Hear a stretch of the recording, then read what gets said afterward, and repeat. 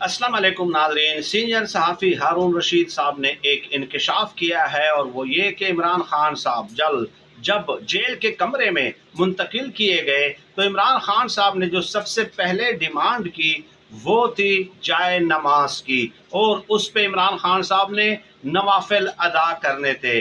उसके बाद इमरान खान साहब से पूछा गया कि आपको खाने में क्या चाहिए, तो इमरान खान साहब ने कहा कि कुछ भी हल्का फुल्का दे दें। चुनाचे उन्हें मिक्स वेजिटेबल्स दी गई, और हारून रशीद साहब के बकौल इमरान खान साहब ने फिर बाद में कहा कि यहाँ पे मक्खियाँ और मच्छर बहुत ज़्यादा हैं, कोई स्प्रे ही दे दें। लेकिन हारून रशीद साहब कहते हैं कि इसकी तस्दीक नहीं हो सकी कि आया इमरान खान साहब को स्प्रे प्रोवाइड की गई या नहीं की गई। और इसके अलावा कहा कि उस कमरे का अलग बाथरूम नहीं था, बल्कि दूसरे कैदी जो बाथरूम इस्तेमाल कर रहे हैं वही इमरान खान साहब इस्तेमाल कर रहे हैं।